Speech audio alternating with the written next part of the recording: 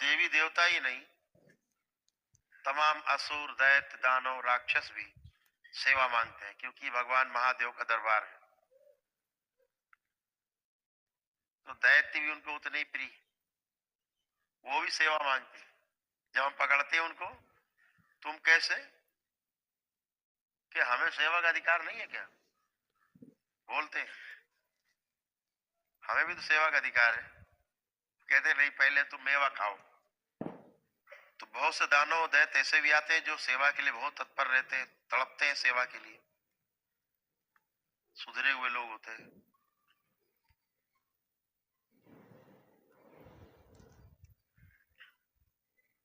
पांच पांच हजार, 10-10 हजार साल पुरानी दैत्य परंपरा से भी लोग आते हैं। हमारे एक बहुत खास मिलने वाले कानपुर में ही पूजनी बाबा जी ने उस समय हमें दैत्यों को मारने की शक्ति नहीं दे रखी थी। दूसरे शब्दों में कहा जाए, उस समय मां नहीं थी।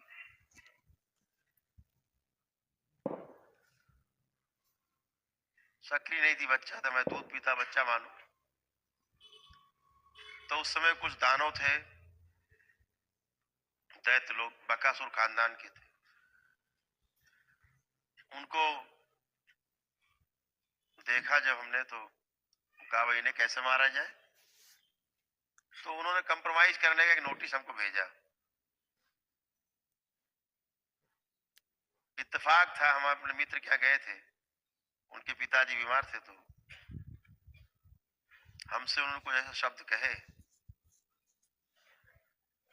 बोले बेटा हमें ऐसा लगता है कि स्त्री दिखाई देती खुले बालों से, बहुत भयानक स्त्री है। हमने जो व्यवस्था थी उसको कहा भाई देखो कौन है। जैसे देखना शुरू हुआ तो एक 10 सेकंड के बाद ही भगदड़ मची बहुत। तो मैंने देखा जो रिजर्व फोर्स होता था ना, जो बाबा की भी सेवा में रहते थे लोग, वो भी देखा हमने एंट्री कर रहे हैं वहां पे। तो बाद में पता लगा कि हुआ क्या, तो दो दैत्य पकड़े गए। बड़ा रास्ता का चली, छोड़ दिया जाए, छोड़ दिया जाए, छोड़े नहीं गए। उनका कार्यक्रम किया गया और आखिरी में एक समझौते में मामला आया कि ये चला मामला कम से कम 2 महीने। एक बार हमने उन्हें प्रस्ताव भेज के श्रीलंका की तरफ भेज दिया घूमने। तो पहली बार हमने देखा दैत्य, पहली बार देखे हमने अपनी लाइफ में दानव, पहली बार देखे। जो भूत प्रेत तो चटनी बना के पीसे भी ना, ऐसे ही खा जाए, चटनी बना ले मुंह के अंदर, ऐसे दानव। तो उन्होंने कहा कि हमको ये रहने की जगह दे दी जाए, ऊपर छत में इनके बनवा दिया जाए मेरा स्थान। करते हैं तो एक माँ महाकाली के एक बड़े उपासक थे, उनके बारे में कानपुर में कहा जाता था कि माँ उनकी बात सुनती है और अमल करती है। माँ कामाख्या के भी साधक थे, इस नाते उनसे हमें थोड़ा लगाव था। तो उनको हमने बुलवाया और कहा कि भाई आप इनका निराकरण करो।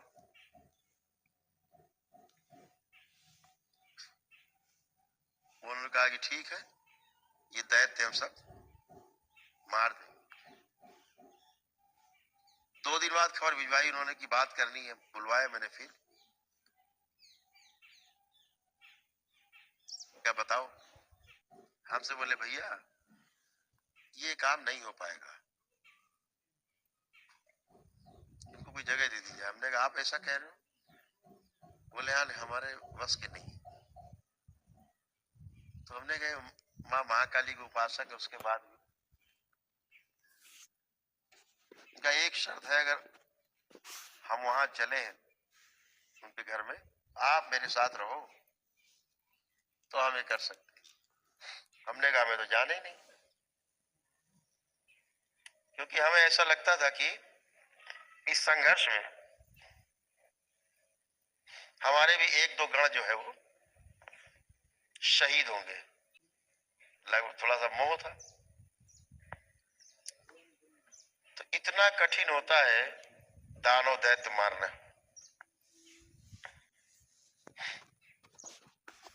लेकिन अब कभी कभी फिल्मी डायलॉग में बोलते हैं ना, तुम्हारे पास भूत है, प्रेत है, पित्र है, दैत्य है, दानव है, असुर, राक्षस, मेरे पास माँ है।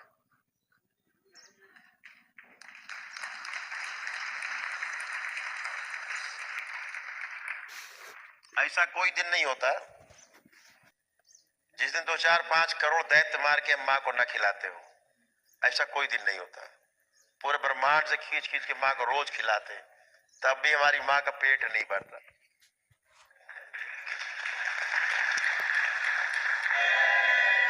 तो एक तब का दिन था, एक आज का दिन है। दरबार की शक्तियों में ऐसे ही इजाफा होता रहता है, ऐसे ही वृद्धि होती रहती। माँ है तो सब कुछ है। जीवन में माँ का सबसे बड़ा महत्व है।